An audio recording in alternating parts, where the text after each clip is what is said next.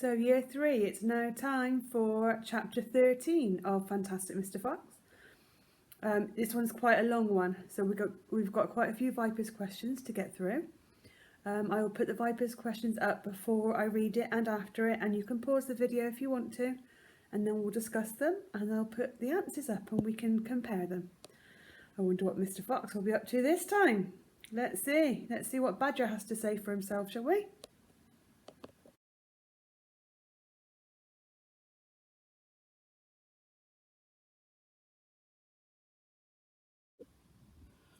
So, chapter 13, Bunce's Giant Storehouse. That gives you a clue as to where they're going. My dear Foxy, cried Badger, what in the world has happened to your tail? Please don't talk about it, please, said Mr. Fox. It's a painful subject. Okay, so just pause there and think about the first Viper's question. It says, why doesn't Mr. Fox want to talk about his tail? So when you're answering this one, think about physically why he doesn't want to talk about it, but also how he might be feeling about it. They were digging the new tunnel. They dug on in silence. Badger was a great digger, and the tunnel went forward at a terrific pace now that he was lending a paw. Soon they were crouching underneath yet another wooden floor. Mr. Fox grinned slyly and showing sharp white teeth. If I am not mistaken, my dear Badger, he said, we are now underneath the farm which belongs to the nasty little pot-bellied dwarf Bunce. We are in fact, directly underneath the most interesting part of that farm. Ducks and geese? Cried the small foxes, licking their lips. Juicy tender ducks and big fat geese? Exactly, said Mr. Fox. And how in the world can you know where we are? Asked Badger. Mr. Fox grinned again, showing even more white teeth. Look, he said, I know my way around these farms blindfolded. For me, it's just as easy below ground as it is above. So we'll just pause there because our next question is a retrieval question. And it says, why does Mr. Fox always know where they are? So have a think about that one and write it down. He reached high and pushed up one wooden floorboard, then another. He poked his head through the gap. Yes, he shouted, jumping up into the room above. I've done it again! I've hit it smack on the nose, right in the bull's eye. Come and look, come and look. Oh, he sounds very pleased with himself. Let's see if he's done it.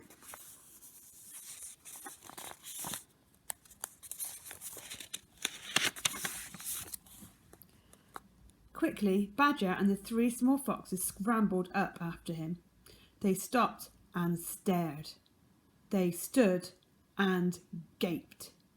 They were so overwhelmed they couldn't speak, for what they saw now was a kind of fox's dream, a badger's dream, a paradise for hungry animals. So we'll just stop there because our vocabulary question says find and copy a phrase that shows that the group are very pleased with what they can see. So see if there's a phrase there that shows you they're very pleased. This, my dear old Badger, proclaimed Mr. Fox, is Bunce's mighty storehouse. All his finest stuff is stored in here before he sends it off to market.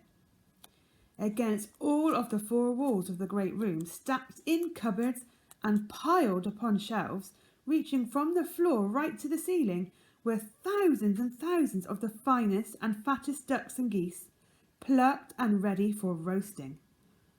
And up above, dangling from the rafters, there must have been at least 100 smoked hams and 50 sides of bacon. Just feast your eyes on that, cried Mr. Fox, dancing up and down. What do you think of that, eh? Pretty good grub. Look at this. This is a remarkable sight when you've been under the ground for a very long time with no food, and you've got lots of family to feed. I'm still going. Look at their faces, goodness me. Goodness me. Suddenly, as though springs had been released in their legs, the 3 hungry little foxes and the ravenously hungry badger sprang forward to grab the luscious food. Okay, we're just going to stop there, and I want you to think of the next Viper's question. Why is the word ravenously used in this sentence? And what does that tell us? And then write down your answer. Stop, ordered Mr. Fox. This is my party, so I shall do the choosing. The others fell back, licking their chops. Mr. Fox began prowling around the storehouse, examining the gorgeous display with an expert eye. A thread of saliva slid down one side of his jaw and half suspended in mid-air, then snapped. We mustn't overdo it, he said. We mustn't give the game away. We mustn't let them know what we've been up to. We must be neat and tidy and take just a few of the choicest morsels. So, to start with, shall we have 4 plump young ducks? He took them from the shelf. Oh, how lovely and fat they are. No wonder Bunce gets a special price for them in the market. All right, Badger, lend me a hand to get them down. You children can help as well. There we go. Goodness me, look how your mouths are watering. And now, I think we better have a few geese. 3 will be quite enough. We'll take the biggest. Oh my, you've never seen finer geese than these in a king's kitchen. Gently does it. That's the way. And what about a couple of nice smoked hams? I adore smoked ham, don't you, Badger? Fetch me that stepladder, please, will you? There he is. And Badger's helping him. Mr. Fox climbed up the ladder and handed down 3 magnificent hams. And do you like bacon, Badger? I'm mad about bacon, cried Badger, dancing with excitement. Let's have a side of bacon, that big one up there. And carrots, Dad, said the smallest of the 3 small foxes. We must take some of those carrots. Don't be a twerp, said Mr. Fox. You know we never eat things like that. It's not for us, Dad, it's for the rabbits. They only eat vegetables. Oh, thoughtful.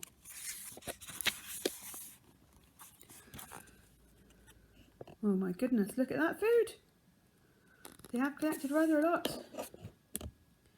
My goodness me, you're right, cried Mr. Fox. What a thoughtful little fellow you are. Take 10 bunches of carrots.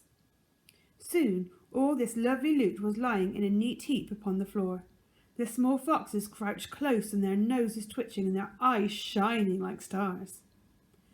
And now, said Mr. Fox, we shall have to borrow from our friend Bunce 2 of these useful push carts over in the corner.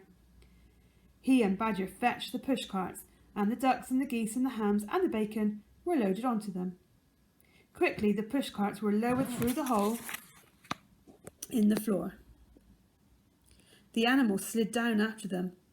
Back in the tunnel, Mr. Fox again pulled the floorboards very carefully into place so that no one could see where they'd been.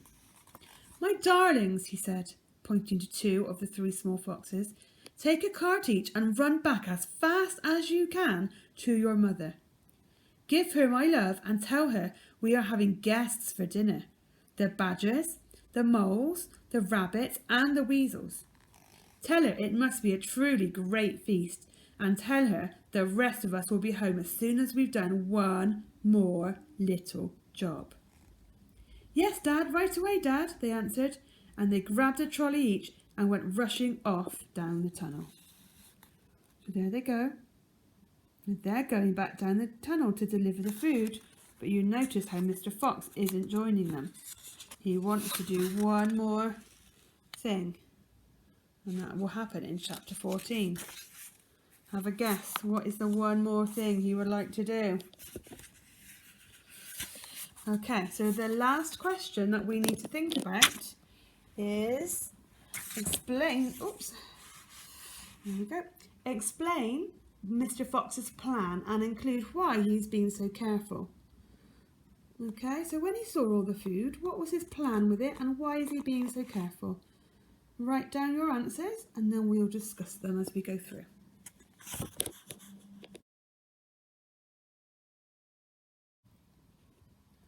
So it's time to look over the answers to the Viper's questions for Chapter 13 of Fantastic Mr. Fox. So the first Viper's question was an inference question, and it said, why doesn't Mr. Fox want to talk about his tail? Now this was in a previous chapter, so you can go back and have a look at that chapter, or you can think about your knowledge so far and write down your answer.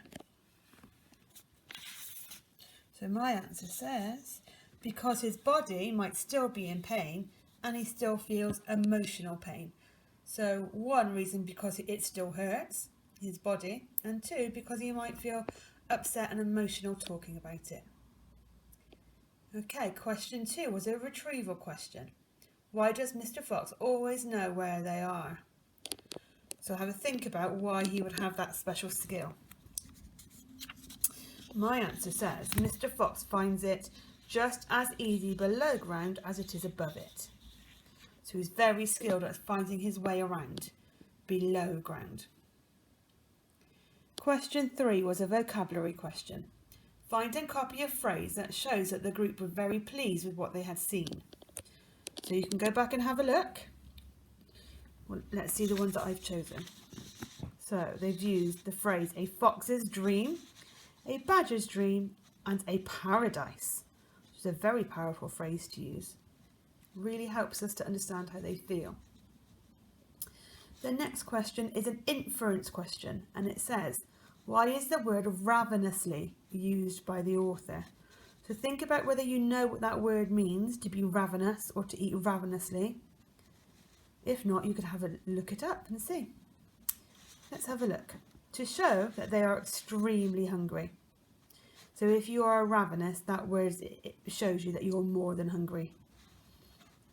Okay, and the last one is an explain question. Explain Mr. Fox's plan and include why he's been careful.